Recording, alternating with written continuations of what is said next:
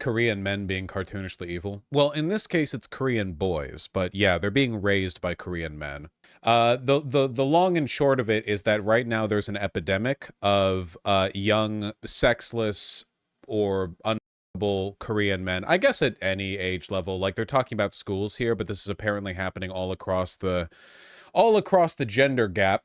In South Korea, they're making deep fake porn of their of women who they think are stuck up or feminists or whatever. It's a lot of publicly feminist women are getting deep fake porn made of them, which thoroughly debunks the claims made by those feminist women when they talk about the issue with Korean men.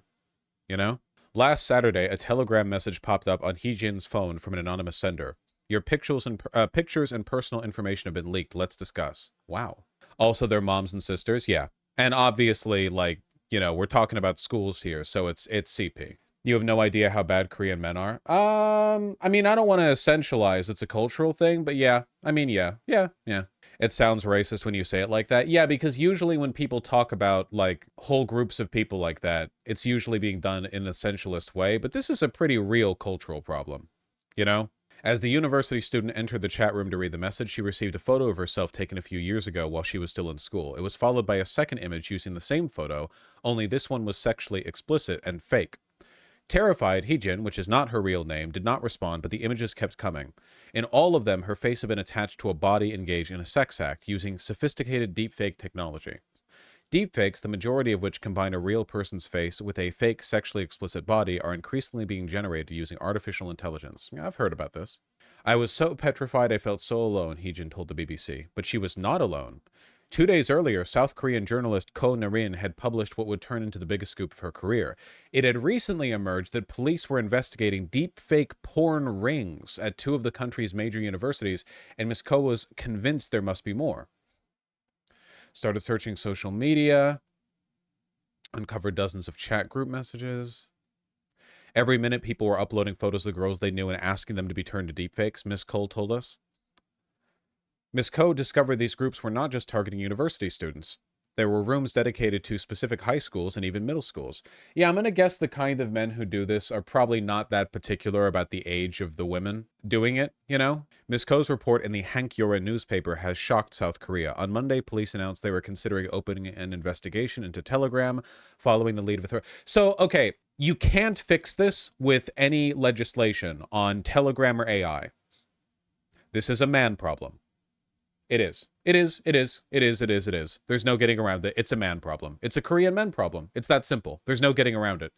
Why? You know, it's like the no one talks about this. You know, black people commit violent crime at a slightly higher rate than white people. Everyone loses their mind. Men commit violent crime at a gargantuanly higher rate than women. Everyone's like, well, you know how boys be. At some point, you have to talk about the dividing factor here. How do we culturally fix men? Maybe we should just shut down the internet. I feel like people are getting more misogynistic because of the internet. I don't know. Also, I might be able to finally win in some online games if they cut South Korea out of the global internet. The segregation of schools by gender doesn't help with this at all. No, it does not. Separating young men and young women is unnatural, and it makes them think of each other as different species. Of course, it is worth noting that as much as men like to fantasize that this isn't the case, if you let young women, like, have their own space, they don't really think about men that much.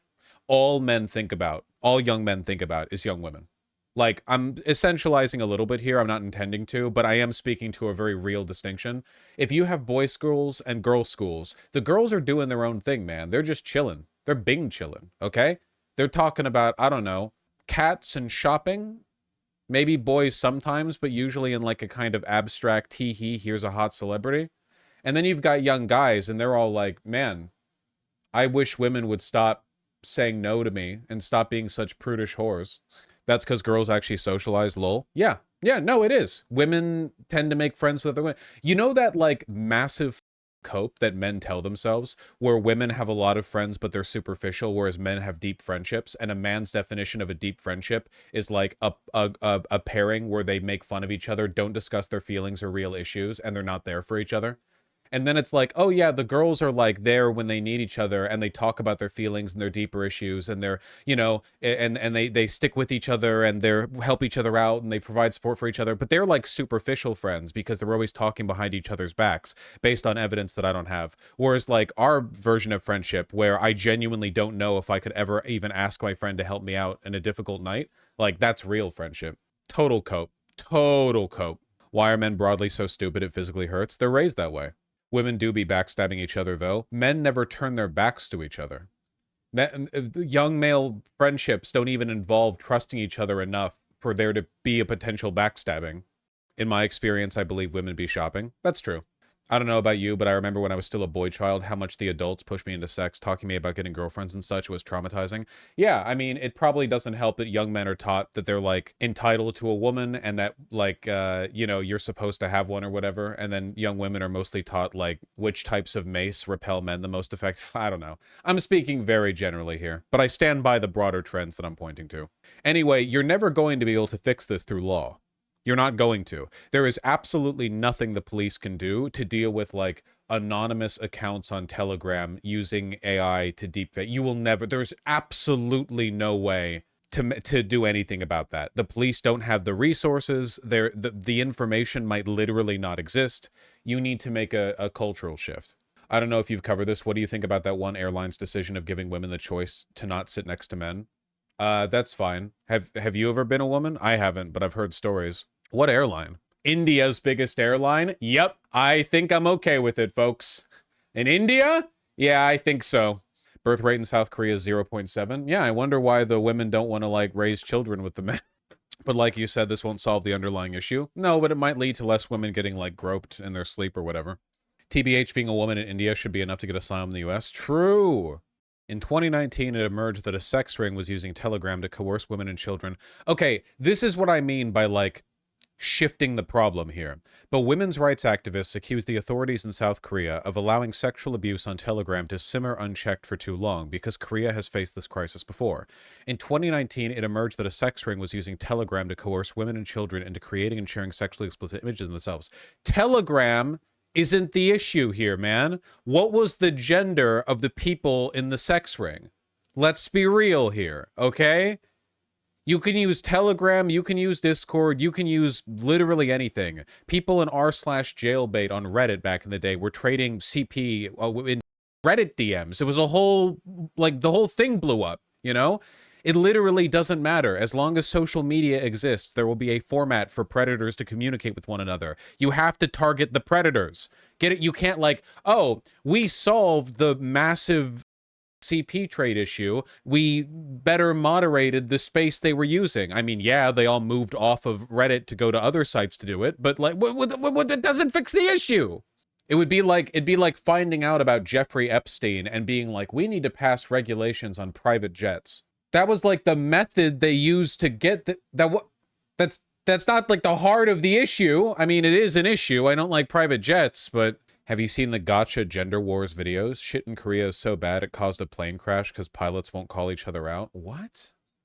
Okay, this is a 47-minute video. This is lore I'm not familiar with, okay? Well, that might have to wait for a future. Also, I'm gonna be real with you, okay? We need to target this from two ends.